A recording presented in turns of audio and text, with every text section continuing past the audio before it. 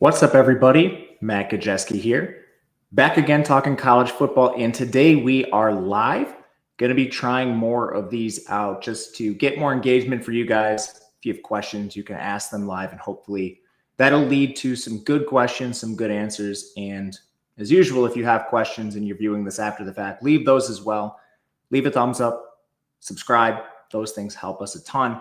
We're talking the Big Ten today. We are going to go through win totals, futures, anything important to betting ahead of the season. Couple of housekeeping notes before we get started. This is the SEC. If you want to view that video, it's available. This league is not quite as deep as the SEC. I made a comment that I think the SEC is the best top to bottom league. I think the Big Ten is right at the same point, if not a little better at the top with Ohio State, Oregon, Penn State, and so on.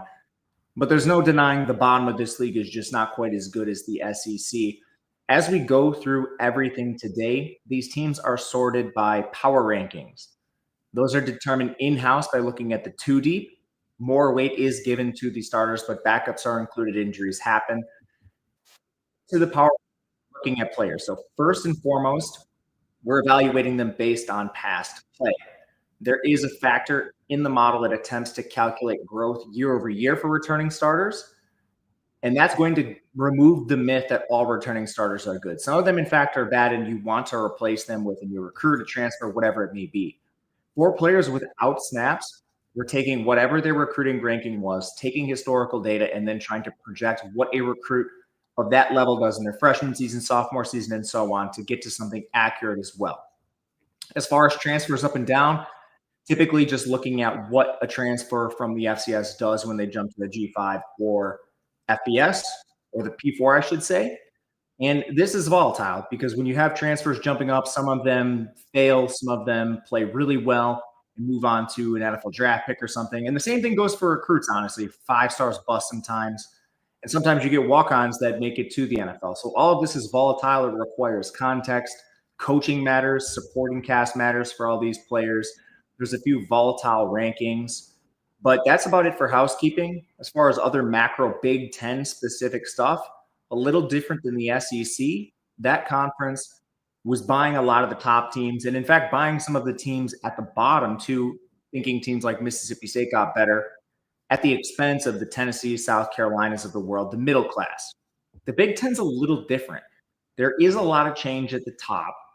The middle class is pretty strong, and I think the weak bottom end of the Big Ten is absolutely horrific. So there won't be as many bets in the beginning of the show, but I promise you they are coming on that. If you or someone you know has a gambling problem, please call or text 1-800-GAMBLER. Let's dive into this. We have some great teams to talk about.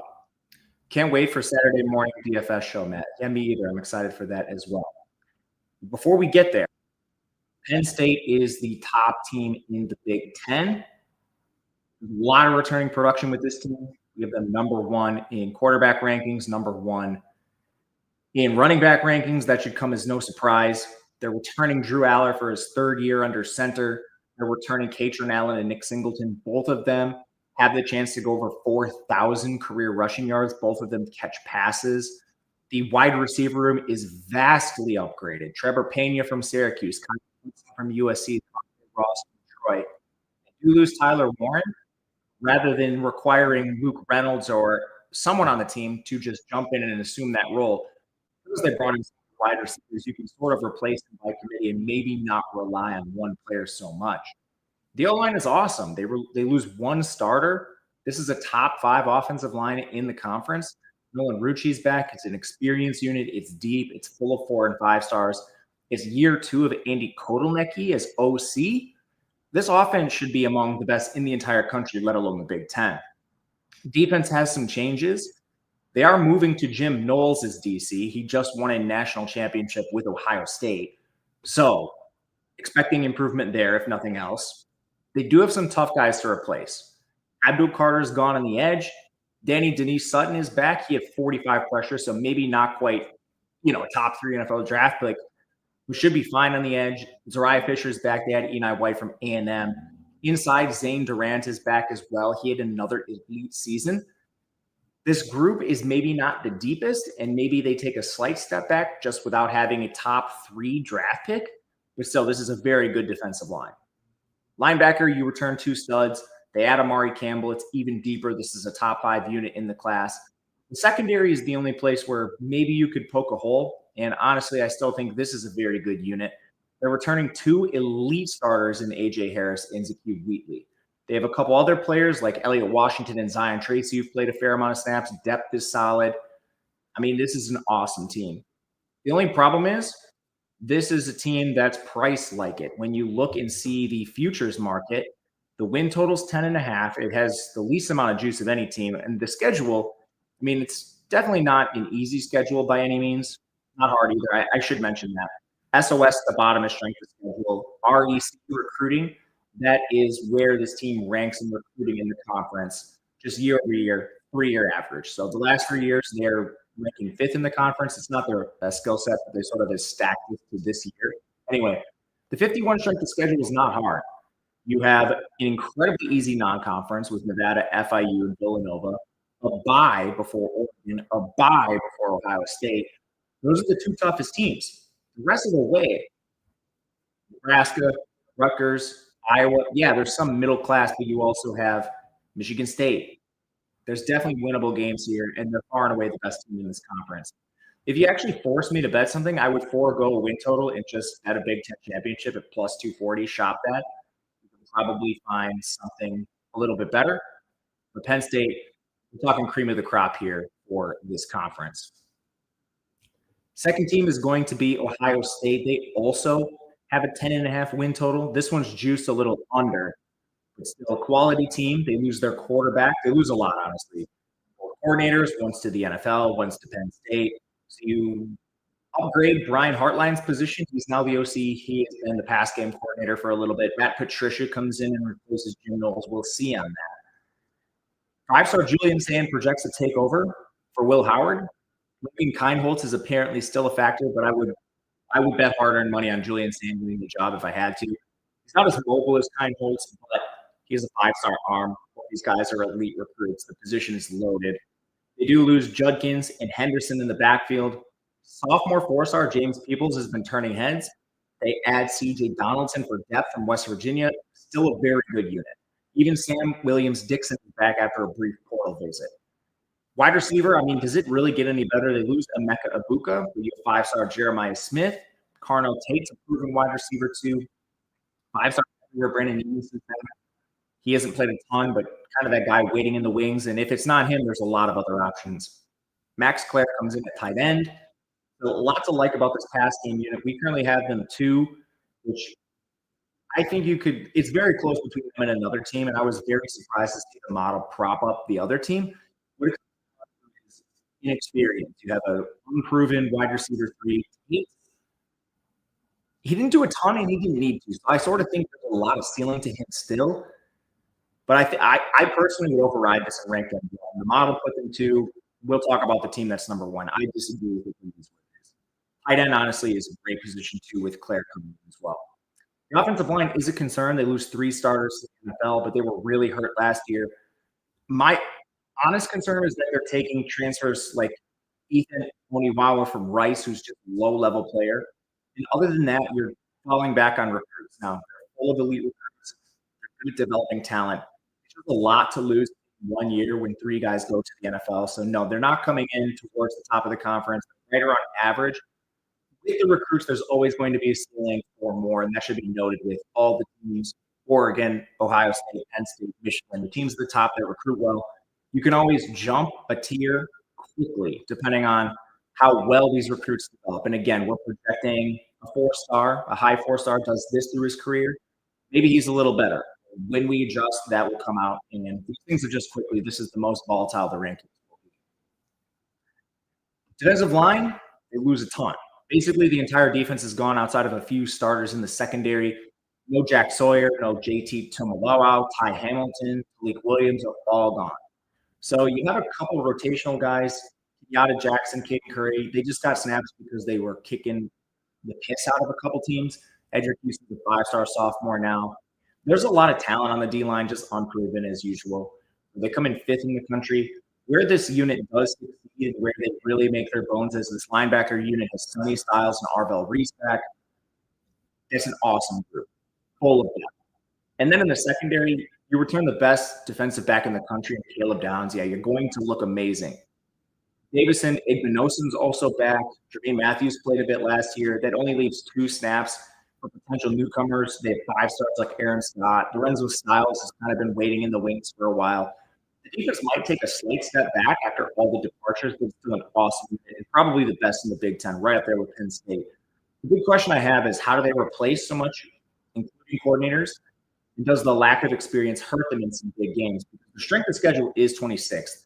And man, do they get off to a hard start. Texas in week 1. Fortunately, they host them, and they get a little bit of a break after.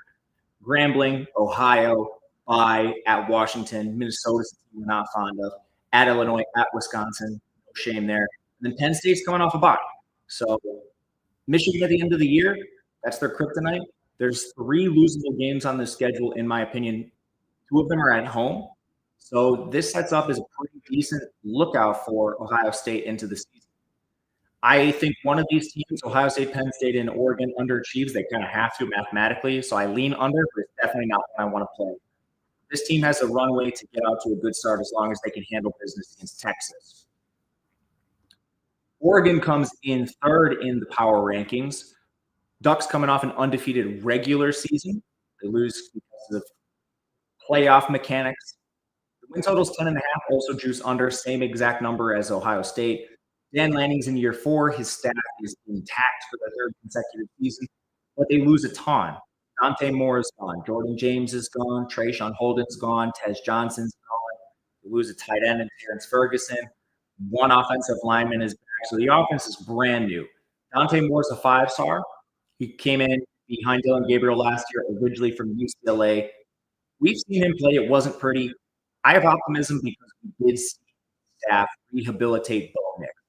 Yeah, ranked 50th quarterback ranking. That's because the model saw what Dante Moore did as a freshman, 27 sacks. But I can sort of override this contextually because of what this staff is doing.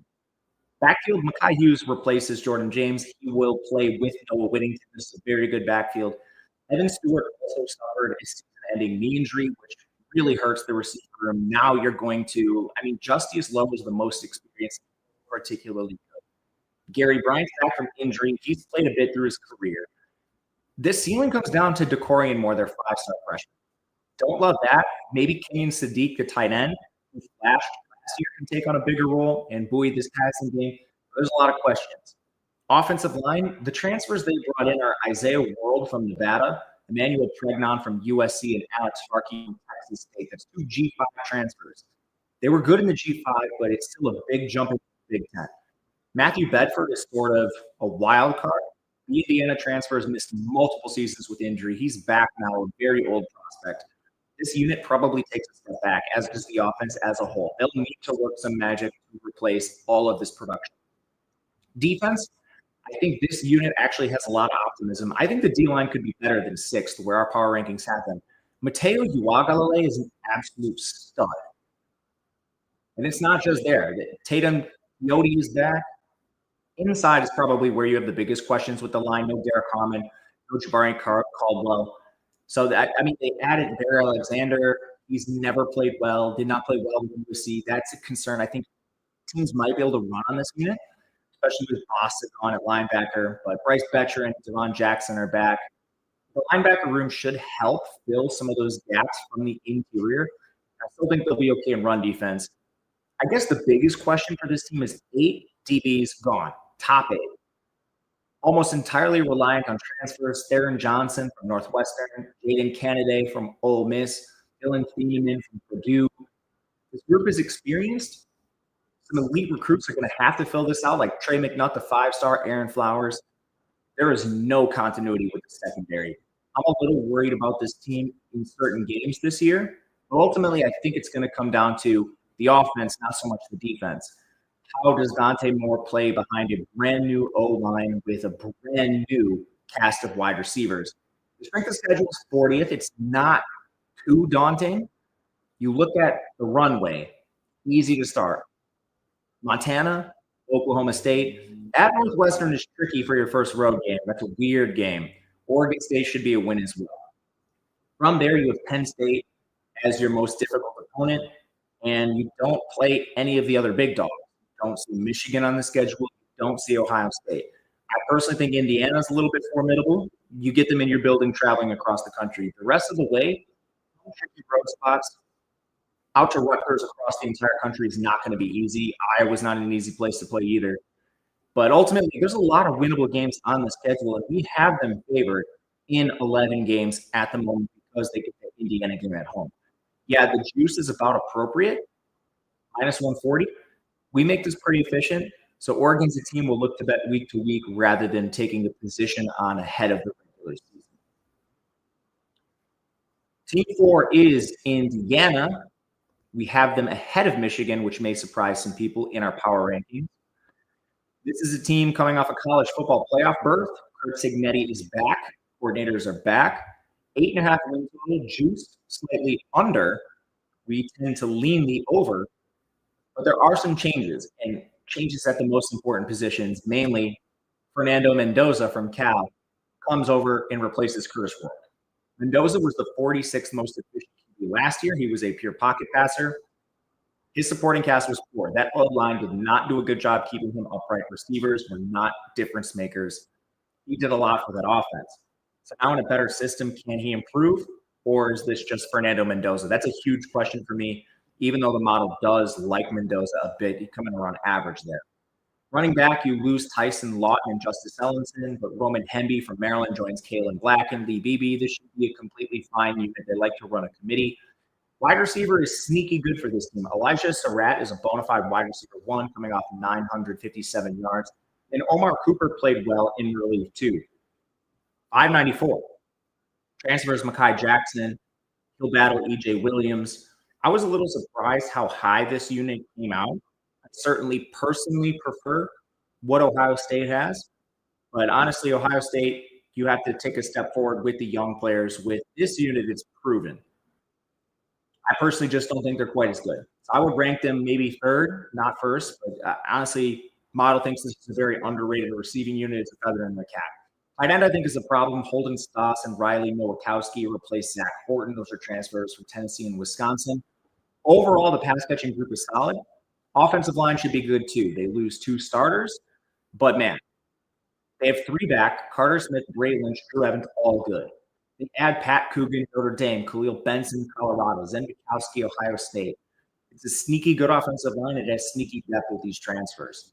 And on defense, they're returning a bit of production too. Mikael Kamara, absolute stud off the edge, is back. A few transfers join him. Andrew Tepepe is back from a 4-star who got hurt last year. Tariq Tucker is back inside. A couple of solid G5 transfers, and Dominic Radcliffe, Hosea Wheeler. Awesome defensive line. Linebacker Jalen Walker is gone, but Aiden Fisher's back. Unit's not the deepest. It's easily the weakest on the team and definitely a concern. Defensive back, I mean, D'Angelo Pons is back. Amari Farrell is back. Jamari Sharp is back. Transfers are very good. Knighton from Northern Illinois. Gandy from Pitt. Devon Boykin, NC State. Lewis Moore, Ole Miss.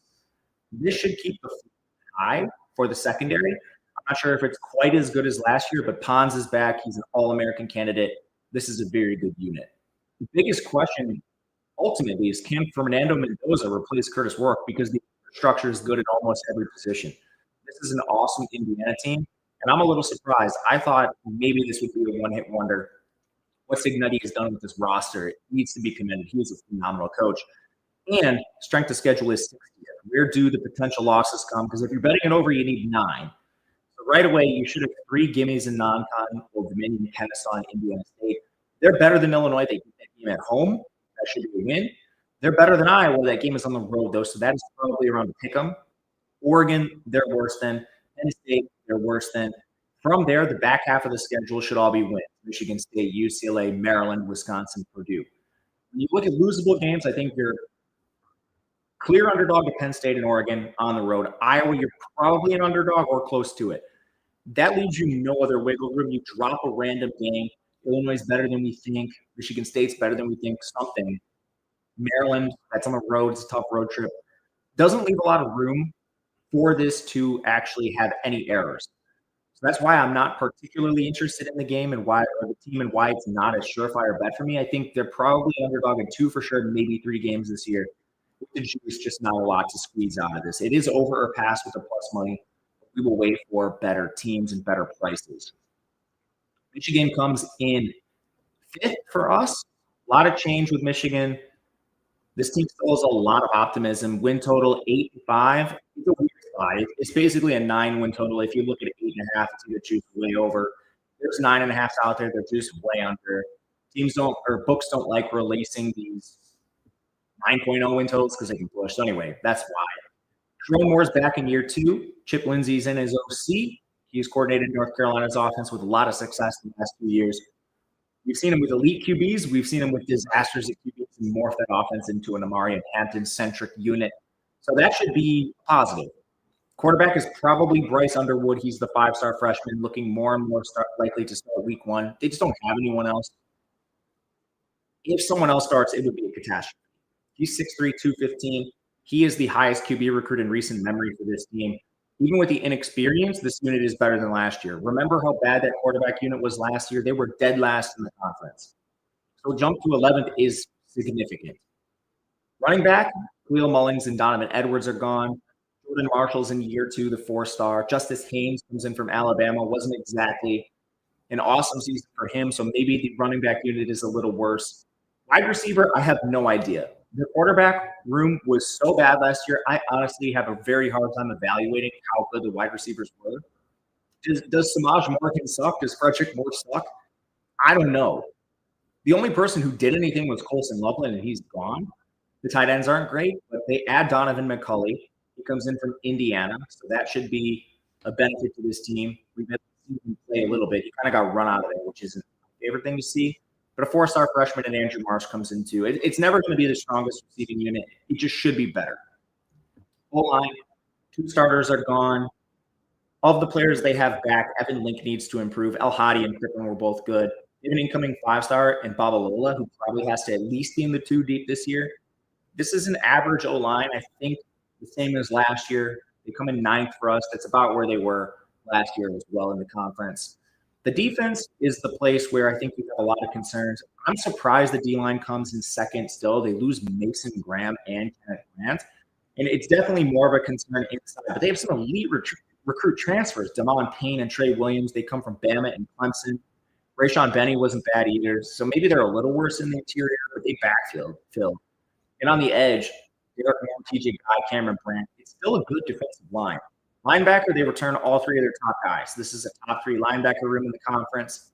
Secondary returns a stud in Jair Hill. And then the biggest question for me is, what do we get from Rod Moore and Jaden Mangum coming off the injuries? They had Metcalf from Arkansas to start right away.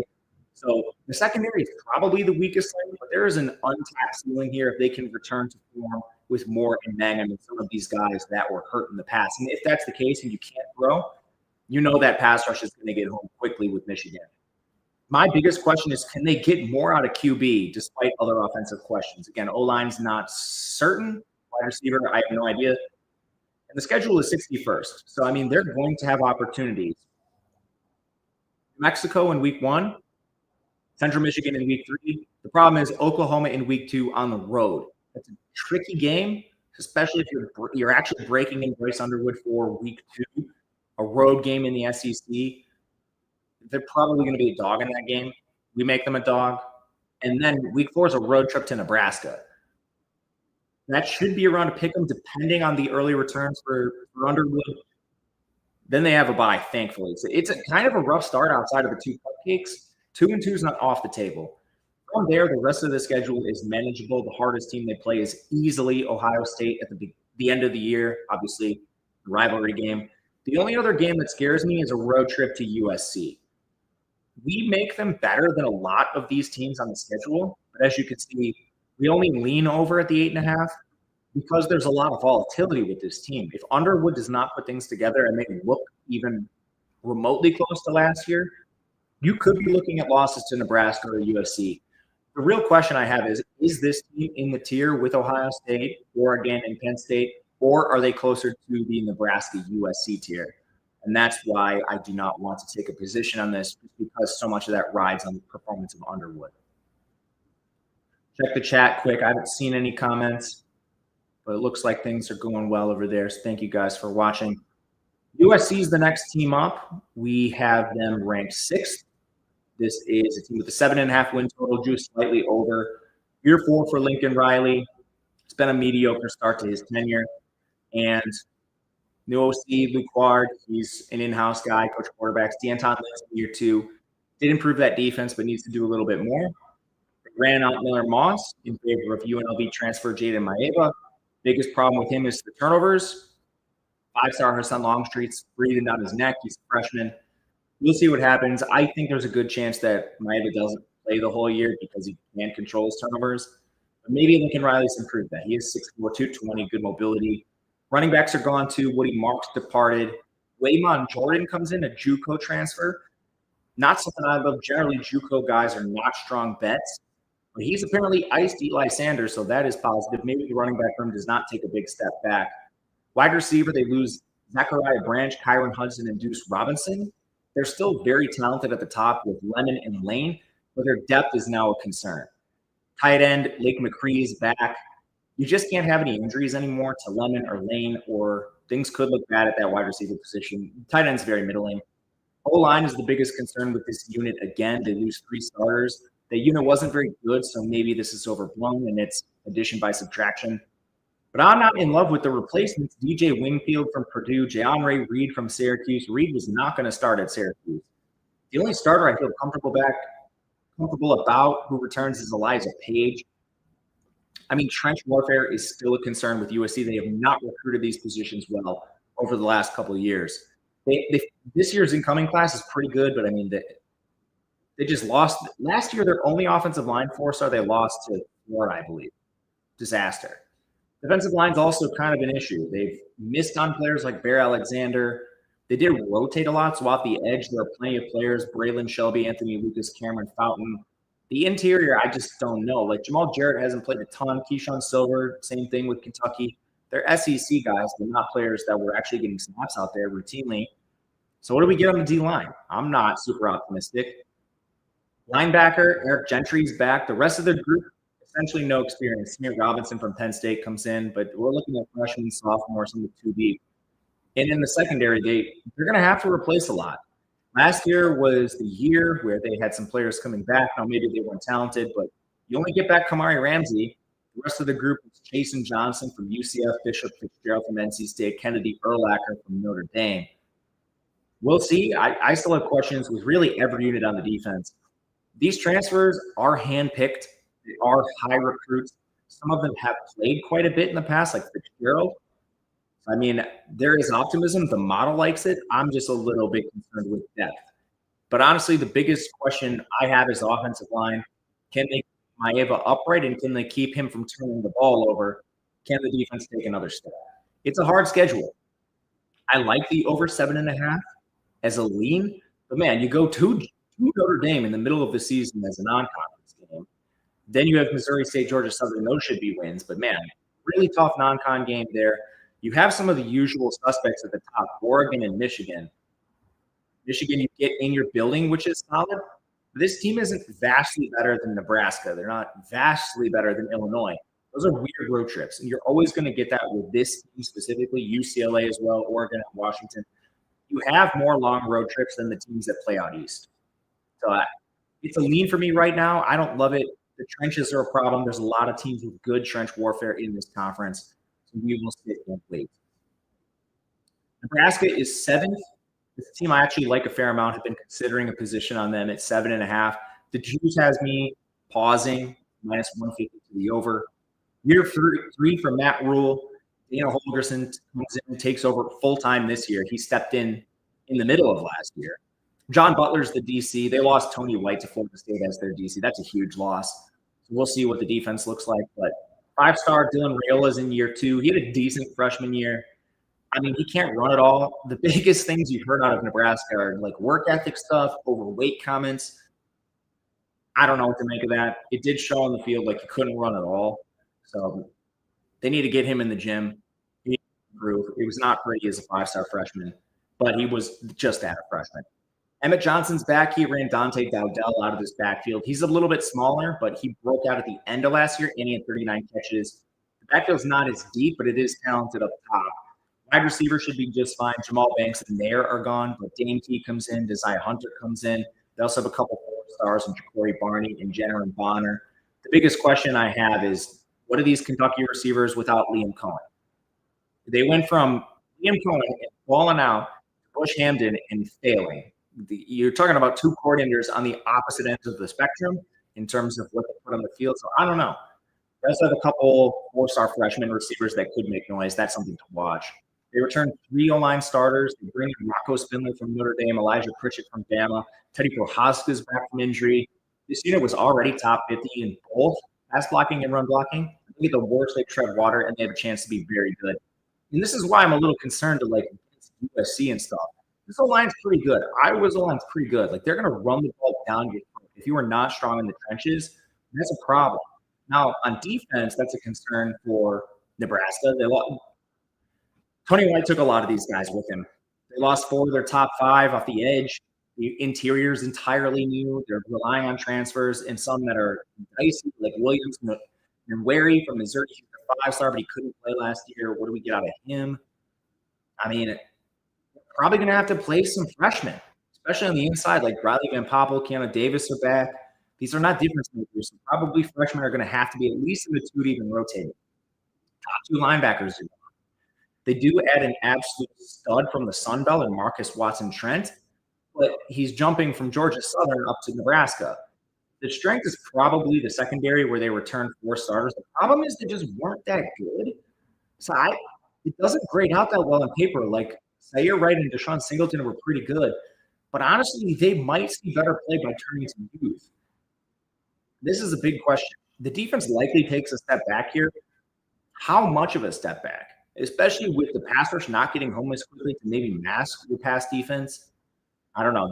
Nebraska might be more of a shootout team than they were last year when they relied on that defense, but the schedule is 63rd. I don't find it particularly difficult. Cincinnati's down, Akron is a MAC team, Houston Christian's an FCS team. Michigan in week 4 is in your building. The best time to play Michigan is early, so I like that. And then the back half of the schedule, road trip to Penn State, Iowa comes to your building. You go out west, but you face the worst team in UCLA. USC has to come to you. This is a very good schedule. Out of any of the teams we've talked about so far, this is the one I'm closest to betting. There's a lot of winnable games, even the ones that are tough. Like situationally, Michigan that early is when do you want to play them? Iowa's in your building. I mean, there's just a lot to like about this team.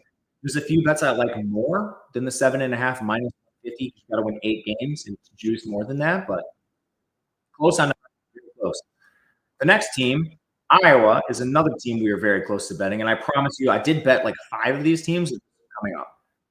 Iowa's win total is 7.5. This one is juiced towards the under. Over is plus money. A lot of change with Iowa. First of all, the biggest change they've made probably 10 years was moving on from the younger parents. Kirk Ferentz is back, but they change OCs. Tim Lester. Okay, so put this in perspective. Iowa was 131st in offensive efficiency in 2023. Last year, they were 32nd. And you might think, how is that possible? How could you jump that high with the quarterback play they had? Well, think about how good their offense actually was, considering they didn't have a passing game. And a lot of that falls on the shoulder of Caleb Johnson, who's out the door. But Tim Lester coordinated a very good offense, and now he gets a little bit more. Like, their quarterback room is as deep as I think since I've been alive. Mark Gronowski comes in from South Dakota State. He's a dual threat quarterback, not the strongest passer. We've seen him play against a couple FBS teams and be fine. And if it doesn't work out, Hank Brown comes in. He started a few games for Auburn. Jeremy Hicklinski is actually a decent recruit from Wake Forest, the redshirt freshman coming in. There's 3 legitimate players that might start at other programs. The backfield, Kamari Moulton flashed a little bit last year. Dazian Patterson is back, so they're probably a little bit worse. But fortunately for them, this is the conference's best offensive line. They have 3 full-time returning starters. 2 of them, Dennings Dunker and Logan Jones, are going to vie for first-team All-Big Ten, if not All-American status. The offensive line development is good. The recruits are good. Iowa occasionally gets 4 stars on the offensive line, like Trevor Lauck. Do not expect a big step back from this offensive line. It was very good last year. It's going to be very good again this year. It takes a lot of pressure off Gajewski or whoever they start at quarterback. It should help Moulton and Patterson replace Caleb Johnson. And honestly, there's a little upside at receiver. Not a lot. But Reese Vanderzee played as a true freshman last year, and he got hurt too. He played through a high ankle sprain. So now you get him back to play with, a mediocre veteran in Jacob Gill. They're running 12. Luke Shane's gone, but Addison Ostrangi has played a lot. Zach Portworth has played a little bit. This is never going to be a pass-first team, but as an efficient zone running scheme, it's actually one of the better units in the conference. And that's why I'd be nervous if I'm USC or Nebraska. We're placing a lot on your defensive line, especially now that you have a mobile signal caller and Gronowski. It's just going to stress your defense that much more. Defensively, I think this is the weakest Iowa defense we've seen in probably 5 years. It's still quite good. The best thing that they have is the defensive line is good with Ethan Pett and Aaron Graves. They lost Deontay Craig and Yaya Black, but those are two elite returners in Herket and Graves. Inside is a little more of a question. They're going to be relying a lot on transfers. They have a 4-star in Ios Athanessa, obviously a legacy with the program. But the back seven, man, they lose a lot. They lose both linebackers, Jay Higgins, Nick Jackson. They have 4-stars. The problem is they're all either in their first or second year. So they're not experienced, talented, but probably take some time. In the secondary, they lost 2 full-time starters and 2 of their better ones. The leader, Xavier Nwangpa. But now we're probably looking at TJ Hunt and Deshaun Lee both starting and having to play the whole year. Last year, they were so deep that, honestly, they both got benched. It was kind of a revolving door. Hall would get benched, Lee would start. The opposite would occur, vice versa. Lee'd get benched, Hall would come in. So we'll see. Otherwise, Cohen Entringer, Zach Lutmer. This is the least experienced secondary in a while. I'm going to bet on this defense and development, which is why I think if you're looking at some of these power rankings, like 13th in linebacking, 11th in DB, a lot of that just comes down to replacing guys. Schedule, it's middling. I think Iowa State's getting overrated. The Cyhawk game, even though it's on the road, I think Iowa takes this. Avenging the game that should have won last year. Albany and UMass. I think you've got 3 right away. Rutgers is a sneaky opponent. That game is away. Rutgers, I think, is the next team on the power rankings. Indiana's a little better than I think. So those are 2 treacherous games there. Then you have Penn State and Oregon. I will say those are both in your building. USC is on the road. That's a tricky one. Nebraska's on the road to close the year. There's a lot of coin flip games. So even though you have a couple layups, the coin flip games give me pause with a win total sitting at 7.5 juice to the over. I like this team. I will be betting them a lot. Maybe some unders. We'll see on Iowa. I think the team is improved. Next up, we have Rutgers. They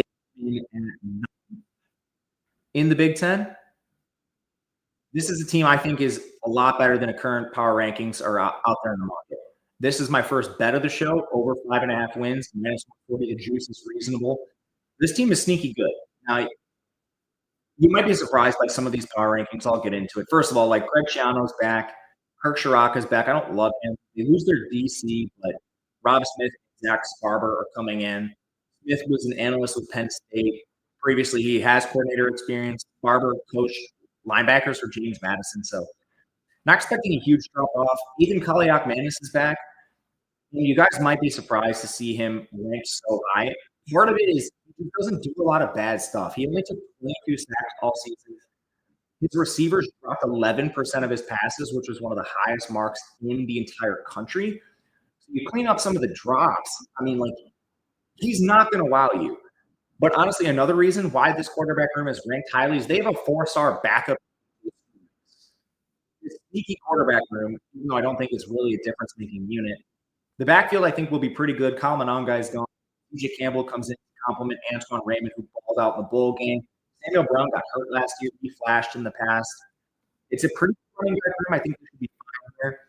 I think this is a sneaky good wide receiver room, especially replacing some of the drops. Demir Miller's gone. Chris Long's gone. Christian Tremel's gone. Ian Strong was the best player in that group. They bring in a G5 superstar in DT Sheffield from North Texas. 4-star KJ Duff is back. He is a freaky player. 6'5", sort of an alien on the field, especially at Rutgers.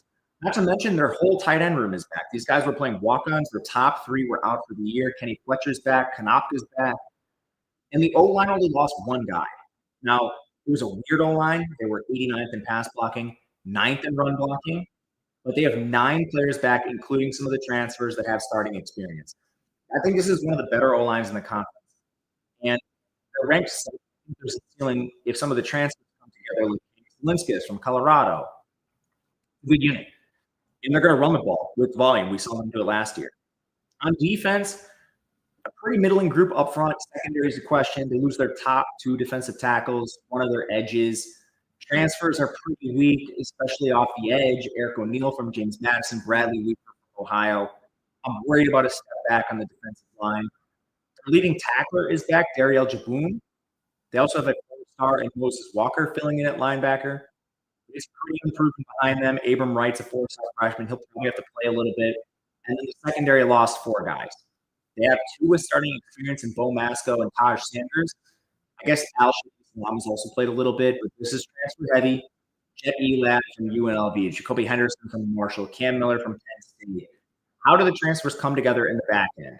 The back 7 is definitely one of the biggest concerns. But honestly, the biggest question I have is, can this team get more out of their passing game? Fewer drops, and not just the Iowa East.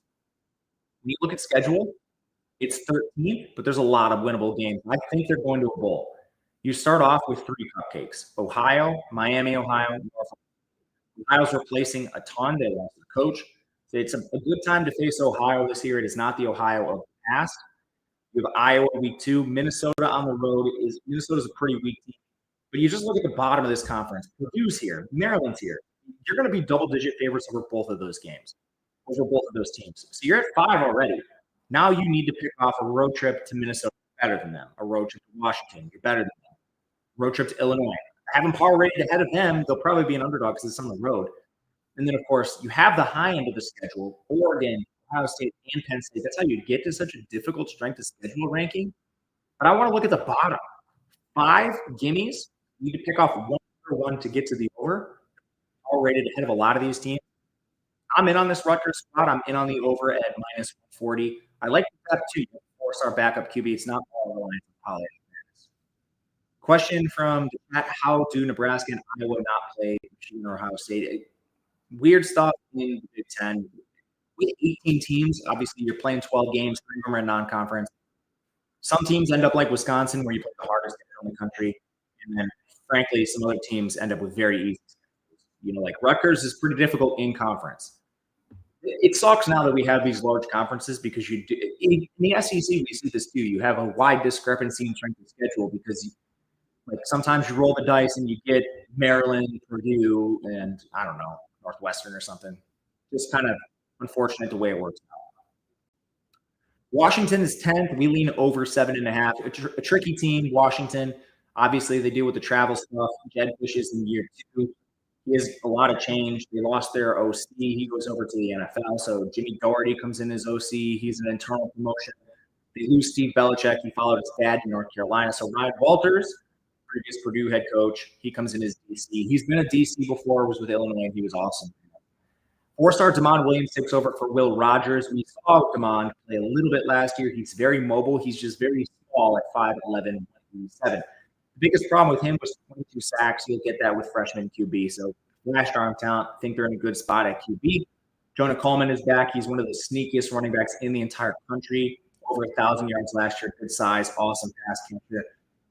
Wide receiver, they do lose Giles Jackson and Jeremiah Hunter, but Denzel Boston is back, 134 yards. They bring in Omari Evans from Penn State. He should be fine. Kevin Green and 4-star sophomore Rashid Williams are battling it out for wide receiver 3. But honestly, all the hype is coming from the young kids. They have a pair of 4-star freshmen. They have a 3-star Raiden Vines Bright. He was shining in the spring. He's getting praise now. I'm not certain that Williams or Green handles this wide receiver 3 role. The offensive line only returns 2 guys. They have a new offensive line coach. This is a major concern. Their transfers are Carver Willis from Kansas State and Garion Hatchett from Oklahoma. They're going to have to compete with some young 4-stars. This unit was 127th in pass blocking last year and 106th in run blocking, for that matter. You have 2 starters back without a lot of clear replacement.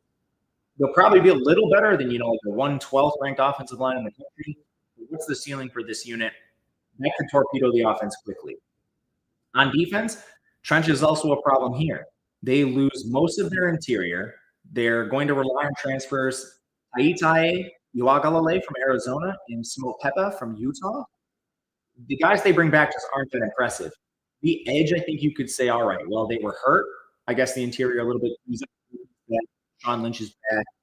But it's still the biggest question on the defense.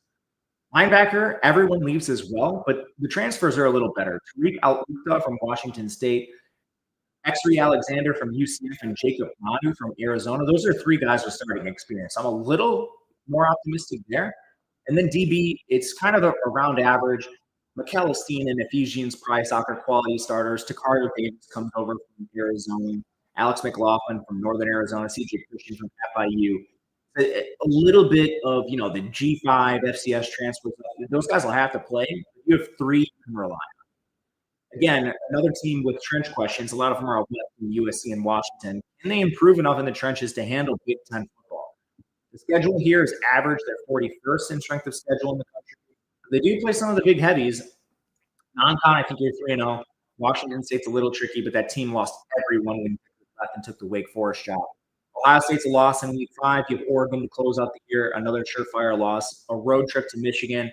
That's brutal. So you got 3 clear L's. I think Rutgers is tricky. Luckily, Rutgers comes across the country to you. And otherwise, like Purdue, UCLA, they're better than a lot of these teams. So it's volatile. I think they could get pushed around, especially by a team like Illinois or, Michigan probably pushes them around. Rutgers, I think, certainly does on the offensive line. That's my main concern. Not going to be one we bet. If you force me to, it would be an over with the incremental improvement for Jedd Fisch. I'm too worried about the trenches on both sides of the ball. Northwestern comes in 11th. A surprising ranking, I'm sure, for a lot of you. A lot of this comes down to one position, so hopefully this makes sense. They add a premier transfer in Preston Stone at quarterback. But before we get there, David Vaughn's now in year 2. We took over a disaster situation from Pat Fitzgerald. Same coordinators are back. They had to pass a lot last year. I think they would prefer to play more style offense, and they get someone in Preston Stone who should be execute an offense a little better than Jack Loush. Stone has been hurt through his career, but this guy has over 4,000 passing yards, averages 9 yards per pass attempt, and he averages 3.3 yards per carry on the ground. He doesn't take sacks, maybe a couple turnovers in plays. But this is the biggest upgrade in the conference country. Jack Loush was not playable, and Preston Stone's a 4-star. Yeah, he got beat out by Kevin Jennings. That's no slight to Stone. Kevin Jennings is awesome. Stone has nothing but good tape on the field outside of it. Regardless, it's an incredible upgrade for this position. Cam Porter's back. He fell into a committee with Hyman and Komalafe. Running back is not a good unit. That is what it is. Hopefully, Stone can help that on the ground. The O-line is decent. 3 starters left, but Caleb Tierman is a stud. Jack Bailey's back after being hurt. The transfers are actually pretty good here. Talon Chandler from Missouri, Martez Lewis from Minnesota, Evan Bernstein from South Dakota State. Shout out Bernstein with my high school. Xavier from Liberty. This is a good offensive line. Now, can Cam Porter and Hyman and Komalafe get more behind it? We'll see. Wide receivers, definitely a weakness. AJ Hang and Bryce Kurtz are gone. They do have a weird player in Griffin Wilde, South Dakota State. He was awesome in the FCS. Big jump. Chase Farrell comes in from Stanford. Frank Covey's their top incumbent, but they use a lot of 12 personnel. It'll probably be like Hunter Welting and Lawson Albright. I'm not a line guy. I think the offense has improved, especially with Stone. Now it's volatile. Stone cannot get hurt. Defense, this should be a pretty decent group. They were honestly very injured on the defensive line last year. They get some of these players back. Carmine Bastone is back. Najee Story's in there. Aiden Hubbard was pretty decent last year. They have a 4-star Anto Saka who's back. Richie Haggerty's back from injury too. I don't think they're going to be like a stud unit, but they're above average. Matt Hewlin's back at linebacker. They add Yanni Karlaftis and Jack Sadowski from Purdue and Iowa State. They should be better there. A wild card is Nigel Glover, still hasn't played, the 4-star who committed to the previous staff, transferred to Ohio State when Fiasco went down. Now he's back. I don't know why he never plays. Maybe he's just one of these busts. But defensive back, a little bit of a concern. 3 defensive starters are gone. There is still a little hope. Robert Fitzgerald was pretty good. Damon Waters was pretty good. Ori Adeye returns from injury. They didn't have him last year. Dylan Tatum comes in from Michigan State. Maybe they're a little bit worse, but I think this is still a pretty decent unit overall. The defense comes in around 10th in almost every power ranking. I'm a little surprised, honestly. I could not believe Northwestern came out this high in a lot of these metrics. So, I mean, can Preston Stone do enough to prop up this offense and upset some Big Ten teams? That's the question. I bet over. I got it at a little better juice than 190. With the 190, basically, they don't want to lay a 4-point home. That's essentially what you're betting. The schedule, I think, is doable. Tulane, they're about a touchdown dog in that game. I'm pretty likely to bet Northwestern. Don't love the road trip. But then you get Western Illinois and Louisiana Monroe. You're going to win 2 of your non-con games. Tulane's not a crazy upset either. Then you get some of the bottom teams in this conference. Purdue's on the schedule. Right now, if you take Western Illinois, Louisiana Monroe, and Purdue, you're at 3 wins. They're significantly better than Purdue. And if you notice, there's a couple teams on this schedule we have yet to talk about. That means we have Northwestern power rated ahead of them. Now, it's going to be close. Illinois, that game's on the road, they're going to be a dog. Minnesota comes to their building. They should be favored over Minnesota. At this point in the season, UCLA comes to their building. UCLA has to come across the country. You're telling me we just need to pick off one of these games? I'm in on Northwestern. I think plus they usually do this at least once a year too. So take care of business against Western Illinois, Louisiana Monroe, and Purdue. Take your one upset and take your Northwestern. Take it home with you. I think this one's going over with the Cats. UCLA comes in 12th in the power rankings for us. A weird team. They got Nico Iamaleava. I guess if you want to call it the sweepstakes, they got him. Win total's 5.5 here. We lean under. Still a team in transition. They fired their OC, the enemy after year 1. They go out to get Tino Sunseri, who was co-OC at Indiana, so a lot of optimism there. Iamaleava's an upgrade over Garbers. He still has his concerns. He takes too many sacks. His pressure-to-sack ratio was 25%. Led to 30 sacks. Still, he has the live arm. He is mobile. He's big. He just needs to have better pocket awareness. And he brings in depth. Brother followed him. He's a 4-star. Pierce Clarkson came over as well, so it's a deep unit. Running back is atrocious without Harden. Javian Thomas actually played decently well when Jaden Ott got hurt, so maybe it's not as bad as I think. But I'm no Jalen Berger guy. I've seen too much of him over with Wisconsin and Michigan State. The wide receiver room is a complete dice roll. Sturdivant's at Florida. Loya's at Minnesota. 4-star Quasi Gilmer's back from year 2. A lot of optimism with him. Mikey Matthews, former 4-stars coming in from Cal. Jaden Wilson from Arkansas. But Caden Robinson's waiver was denied, so that hurt. Titus Mokio Atemalala is back. He's an uninspiring senior former 4-star. And maybe they play more 12 because Hudson Habermill is back from injury to join 4-star Jack Pedersen. The O-line is bad. They lost 3 starters. That group was atrocious last year. I think there's a chance they'll improve because of some transfers. Cortland Ford from Kentucky, Eugene Brooks from Oklahoma, Julian Armella from Florida State. There's just a lot of talent. There's not much to say outside of that. Garrett DeGorgio is the only good starter returning. Sam Yoon was terrible at center, so this is up in the air. Defense, you're probably looking at some transfers. I have questions at every position. This is not a good defense, in my opinion. I mean, they were well below average last year. The main guys on the edge are Nico Tavillier from Arkansas and Keyshawn Bennett from Michigan. Neither's played much. Inside, they're a little better, but, man, this is dicey. They lose 2 studs at linebacker in Schlesinger and Kane Medrano. The best player they brought in was Isaiah Chisholm, who was average at Oregon State. They're taking a step back there. They return no starters in the secondary, and they have 10 transfers. The best players of that unit are Roderick Pleasant from Oregon, Key Lawrence from Ole Miss, and Jameer Johnson from Indiana. Some of them are good recruits, but, I mean, this is extremely volatile. You tell me how it comes together. The big question I have is how much does the offense improve by removing Eric Bieniemy? Because, I mean, they were awful last year. Do they have enough players in the back 7 to compete? I don't know. The strength of schedule is hard. 15th. 15th is Utah. Unbelievable. Luckily, they come to your building. You're going to be a dog. UNLV is a better G5 team. Those are not easy games. You go to Vegas. New Mexico is what it is. You have to buy. You go to Northwestern. We have Northwestern power rated ahead of them. We'll see how the first couple of weeks shake out. We might be buying Northwestern at a home dog price. I hope that's the case. But, I mean, that's a close game. Then you have the heavies. Penn State's on the schedule. Ohio State's on the schedule. Ohio State's on the road. USC, it's not really a crazy road trip because they both play in the same city. But, I mean, that's technically a road game and they're on the schedule. Indiana's a road trip. Nebraska comes to you. I mean, this is a brutal schedule. We lean under. I'm not going to play it because of some of the toss-up games, but honestly, sort of debating this. Illinois comes in 13th, probably the shocker of the program. They are the Virginia Tech-style returning starters extraordinaire of the public who doesn't actually look at anything other than returning starters, which is why we do this show. Brett Bielema's in year 5. 10-3 was obviously a great season for them. I believe they were 6-1 in single-score games. They actually finished with a negative yardage differential. What does that mean? They gave up more yards than they achieved themselves, which is crazy that they went 10-3 doing that. Barry Lundy's back as OC. Aaron Henry's back as DC. The staff is back together. Luke Altmaier's in year 3. He's a 4-star. I still am not completely in on him. He was the 51st most efficient last year. He got benched in his first year for Paddock. He has decent legs. Threw for 2,700 yards at 7.8 yards per attempt. That's decent numbers.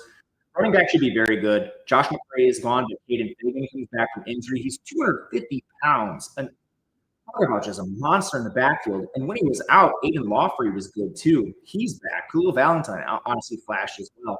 Run game should be good. Assuming their O-line block. They lost one starter. All 5 of their starters have experience.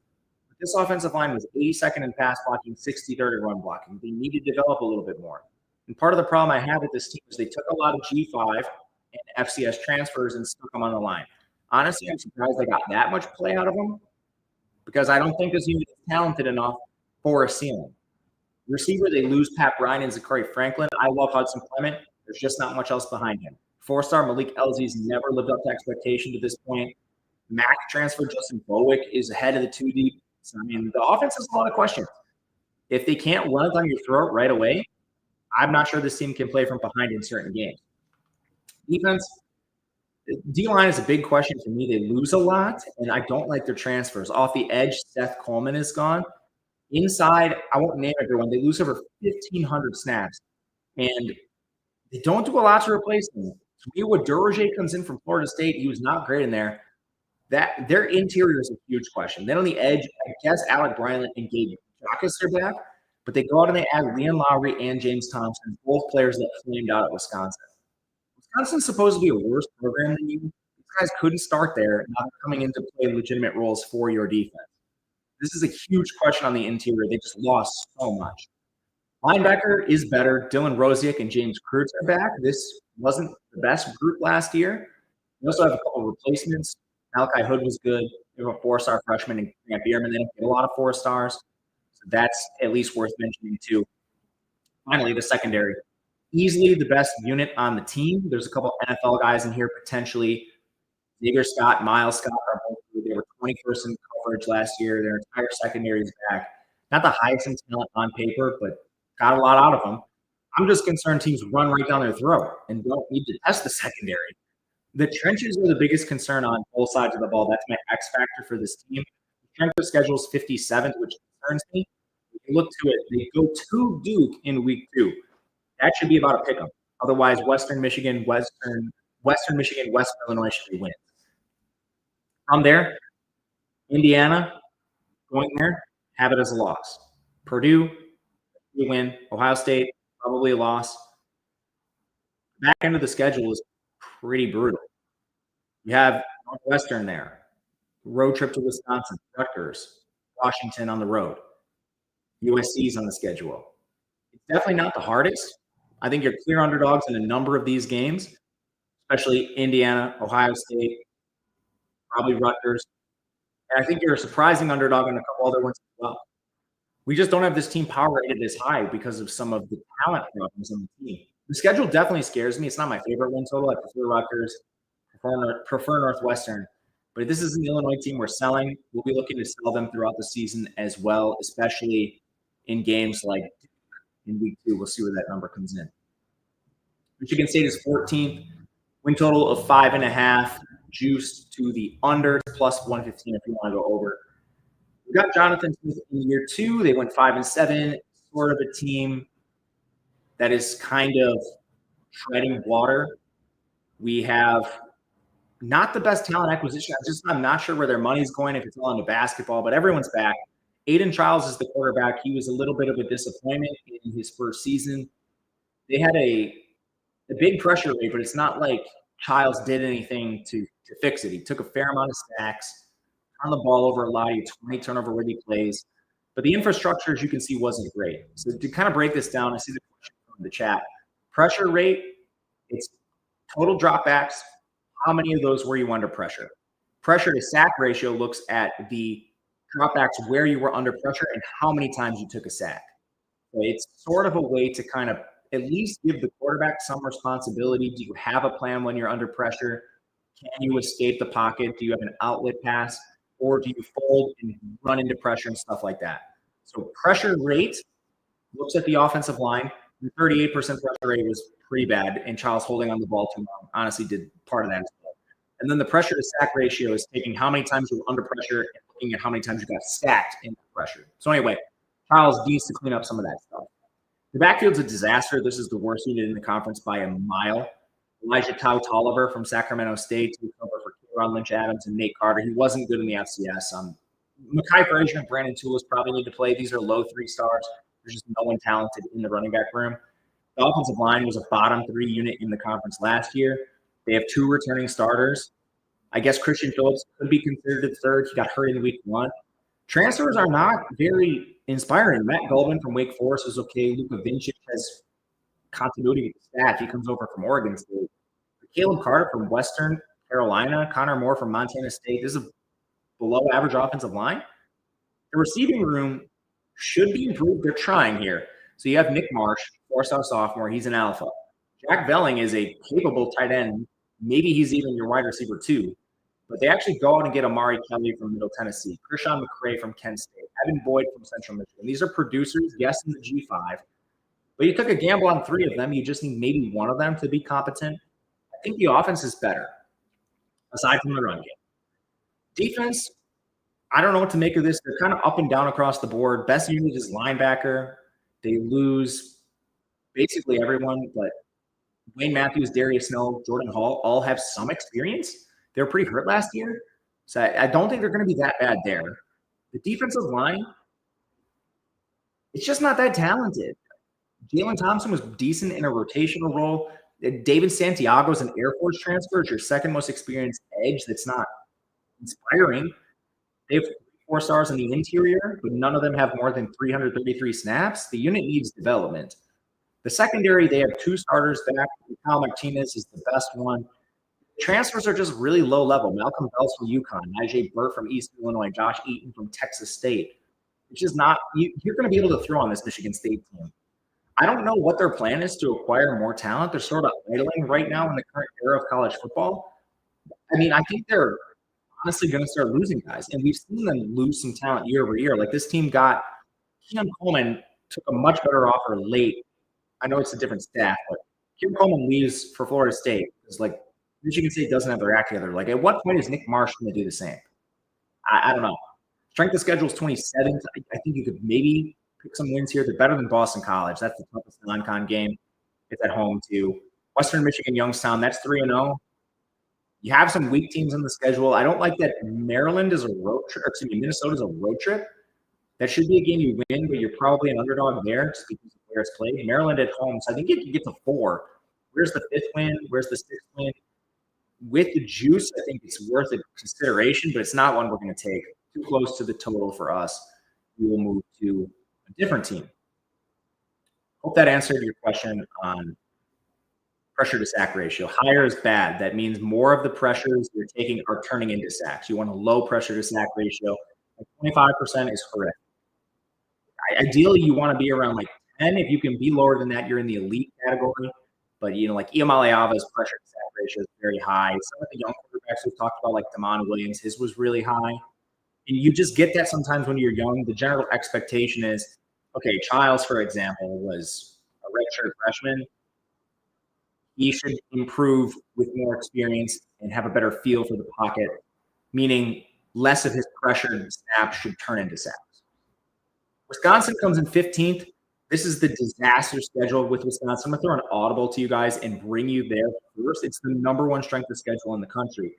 You have Alabama in your non-conference. Okay, Miami, Ohio, Middle Tennessee rounds that out. You're 2-1. Maryland in week 4. You're 3-1. And you go to your bye. From week 6 onward, you travel to Michigan. You host Iowa. You host Ohio State. You travel to Oregon. Host Washington. Travel to Indiana. Host Illinois. Travel to Minnesota. The close games on this schedule outside of the cupcake non-conferences. Minnesota is probably close to a pick 'em. Illinois close to a pick 'em. Washington maybe close to a pick 'em. You got to win all 3.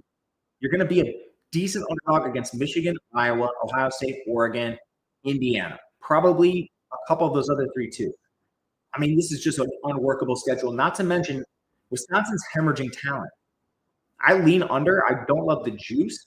The quarterback room has been a disaster. Luke Fickell's in year 3. He's not changed both of his coordinators. Jeff Grimes comes in. They ran him out of Kansas. Billy Edwards is taking over at QB. He comes in from Maryland. He was the 55th most efficient QB last year. Honestly, I was surprised he did what he did with Maryland. It's not a great team, but the skill position players were better at Maryland than they're going to be at Wisconsin. They had Ty Felton. They had Caden Prather. Wisconsin is Vinny Anthony, Trech Kahuna. They bring in Jaden Ballard. I guess he's the crown jewel of this class. We've never really seen him play. He's from Ohio State. The running game is worse. Tawi Walker and Chesney Lucy are gone. So a couple unproven 4-stars in Dylan Jones and Darian Dupree, recruited by the previous staff, are here. Yakimelli is a thorn in their side. The offensive line lost 2 starters. The guys they do return are pretty good. Like Malman actually was a bit better than I thought. But they have no clear replacements for their starters. Kevin Haywood, who was supposed to play tackle, tore his ACL in the spring. JB Benchwall, the 20th highest recruit in program history, has not been able to play. Davis Heinzen from Central Michigan is probably going to play. I mean, there's concerns with every position group on this team. The O-line is the best, but I'm not confident in the run game, the quarterback, or any of the pass catchers. The tight ends in this team are a disaster. The defense has a lot of concerns, too. We don't have one unit outside of maybe DBs ranked in the top half of the conference. Defensive line, we have 9. Daryl Peterson's awesome off the edge, but that's about it. The transfers for this team are very suspect. Mason Rygers is a former walker. He's been apparently flashing from Louisville. Walker's from Western Michigan. Charles Perkins is from UT Martin. The interior is really weak. They're probably going to have to play younger 4-stars, Ernest Willer or Jalen Williams right away. The transfers inside have not shown the ability to play this level. The linebacker room, they lose Cheney and Thomas. So now you're turning to Tackett Curtis. He is a former 4-star, but the biggest positive I can say about Tackett Curtis is he's hurt because he blames his poor play on injuries every year. They have 4-stars in Mason Posa and Thomas Heiberger. They should play right away. The secondary is led by a couple studs in Ricardo Hallman and Preston Zachman. Nizer Forkrey hasn't gotten his waiver yet. I don't think he's very likely to get one. So you have another starter to replace. And 2 low-level transfers. I mean, it's just not as good as last year where they were 36, and they're losing some really good players like Hunter Waller. How does Wisconsin manufacture offense and stop these teams on the schedule? This is an elite cast of opponents. I'm not there on Wisconsin. I don't think I ever will be. Considering the schedule, this is an absolutely brutal run out for the Badgers. And Fickell, I think, is probably going to get fired. Minnesota's up next. They're 16th for us, a dicey year, under 7.5 wins. These last couple teams, I am so close to betting. I just don't want to bet all 3. Obviously, some of this depends on the others. Minnesota, you've got PJ Fleck in year 9. What he's done there has been honestly surprising in a good way. Minnesota's not an easy place to recruit, perform. They have a big departure in Corey Heatherman at DC. So that's the first thing to know. Max Brosmer is gone. They did nothing really to get new QBs. They're going to rely on Drake Lindsay. He is a redshirt freshman. He is not a high recruit. He is a 3-star. On paper, this is the worst quarterback room in the conference just because not only are you turning to a new, inexperienced starter, but he's not a good recruit. The faith of confidence is good. Maybe he's better than we think, but I think this offense, in 2023, they were really run heavy. Last year, surprisingly, above a 50% pass rate. I think this year they're going right back to that running game. Darius Taylor's back. He's a top RB in the country. They're deep. Davis comes over from Washington, Turner from Marshall. And the offensive line, they lose 3 starters, but I think they'll be okay. Greg Johnson and Ashton Beers were solid on the interior. They have a couple former 4-stars, Nathan Roy and Jerome Williams, and they got some good transfers. Kaylee Taffe from Washington, Marcellus Marshall from UCF, Dylan Ray from Kentucky, Jaden Ball from Purdue. A lot of them have experience. They're not G5 transfers. They're not FCS transfers. I think the O-line's okay, and we have them 17th. It's just a lot of the experience is gone, but I honestly think there's a ceiling for this run game to be okay. My real question is, what do we get if they get from behind? You have a new quarterback. You lose a lot of receivers. The transfers you bring in are Logan Loya and Javon Tracy. I guess Malachi Coleman, too. So it's a weird blend. Like, Loya has played a lot at the P5, never really done anything. Tracy was solid, but in the G5 with Miami, Ohio. Coleman is the 4-star who flamed out at Nebraska, never really got on the field there. So it's a weird blend of players. I guess the biggest concern in the offensive line and how you get to this number is they had an awesome tackler in Ariante Ursery who's gone. So, I mean, there's plenty of concerns across the board with this team offensively. And defensively, a few concerns as well. This unit should be average to above average. They lose a lot of depth. I guess one star on the edge and Anthony Smith, he's okay. Defensive tackle, you have a couple players in Devin Eastern and Jalen Logan Redding. You're thinner off the edge, but I mean, this is just about an average unit. The linebacker position was really hurt last year. They're getting back Maverick Baranowski and Devin Williams, so I think that's okay. They have a 4-star freshman in Emmanuel Carno. And Jeff Robertson from Oklahoma State is pretty good. The secondary, you have an All-American in Coy Parrish. You also have Kerry Brown and Aiden Gooseby at safety, but who's playing corner? I guess John Nestor comes in from Iowa, but like Jalen Bowden comes in from NC Central. He might have to play.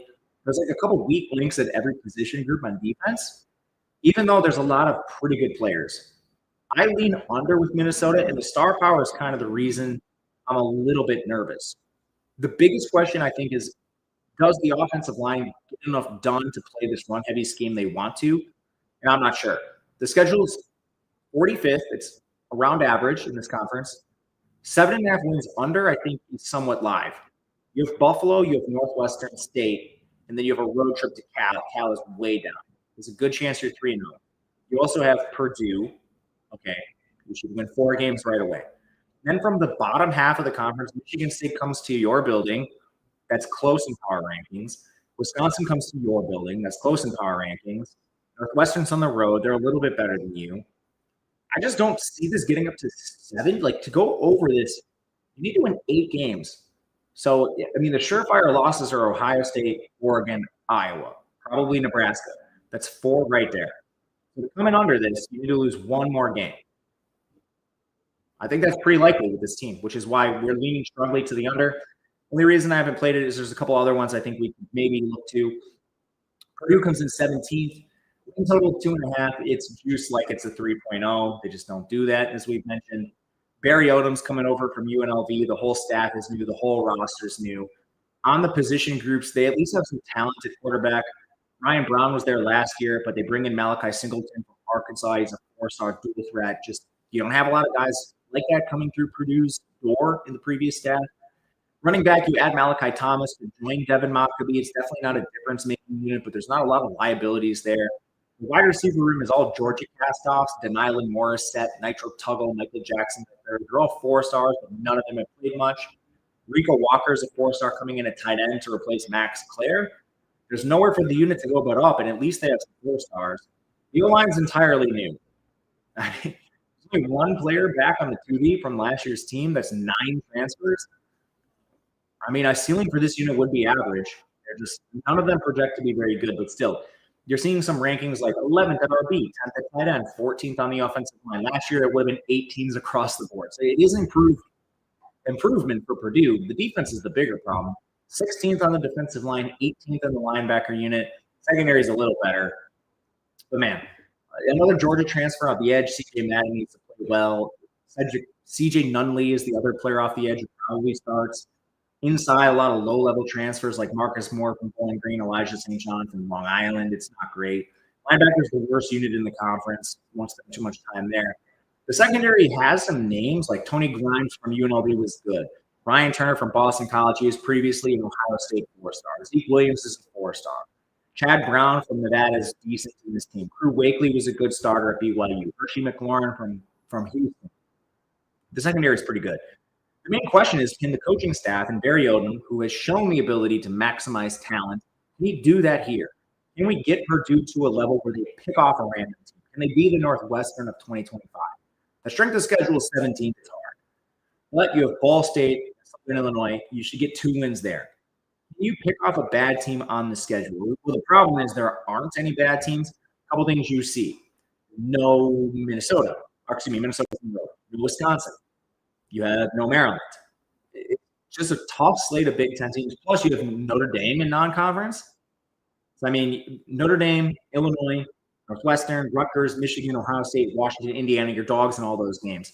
Where does the third win come from? I personally think they do it. I just don't know who it's going to be. Am I willing to pay for it? With the juice, which is an effective 3.0, I'm not willing to. Last team, Maryland. Worst team in this conference, we bet under 4.5. For, I think, good reason. Mike Locksley's in year 7. Pep Hamilton is replacing Josh Gaddis at OC. He's coached in a while. DCs, they have co-DCs listed, Ted Monachino and Azar Abdul-Rahim.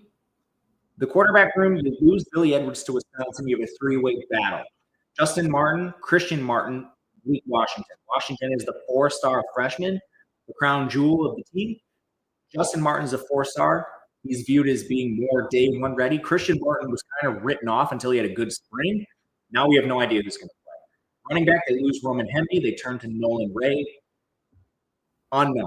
Wide receiver, they lose Ty Felton and Caden Prather. They go out and get Caleb Webb from Tennessee and Jaleel Farouk.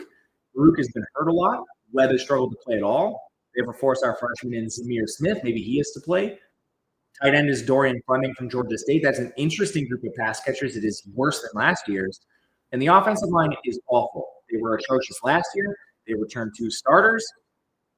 The upside is like a 4-star freshman and Jalen Gilchrist plays right away. But this team is short on depth. They're short on quality transfers. They're short on elite recruits. This is the worst offensive line on paper in the conference.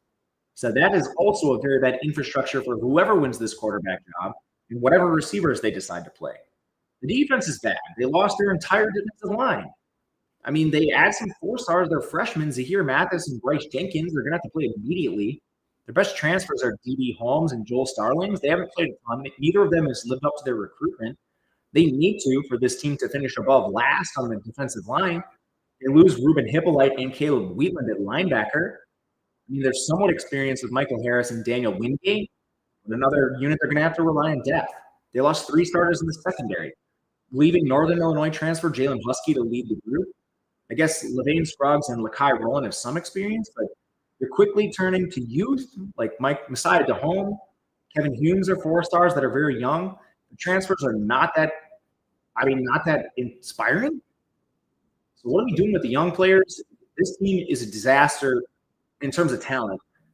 Strength of schedule is 66, but we still bet under 4.5 wins. So we're how we get there. You have FAU in week 1. I bet FAU right away. With Northern Illinois, you have Towson. Let's give them all 3.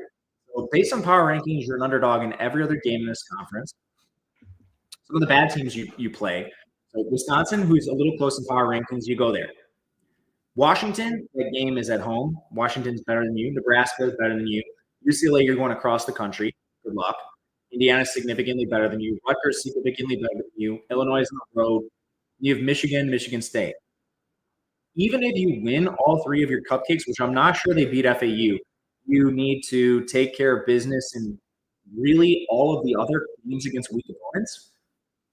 I don't see it. I don't see them beating all of, let's give them Wisconsin and UCLA. I don't think that happens. Or Illinois and Rutgers. I don't think that happens. We're in on the under for this team. I don't see 5 wins. I don't see a bowl for Maryland. It's a very tough schedule for a team that's completely rebuilding, which shouldn't be happening this deep into Mike Locksley's tenure there. I'm not sure really what they're doing. But that will be all of the teams. I see a couple of you are watching. Thank you, Fence Post, for all the comments. Again, if you or somebody who knows gambling, please call or text 1-800-GAMBLER. Trying to do more live stuff, so if you have any feedback, please let me know. Working out a few kinks with the show yet. We're going to be doing probably 4 or 5 days a week, college football breakdowns, game by game, betting previews through the season. And if you have feedback or you want something, the channel is still small. I'm trying to make it grow. Very much listening to your feedback. Otherwise, thank you guys. We'll see you again next time. And until then, good luck. Hope you guys have a great week.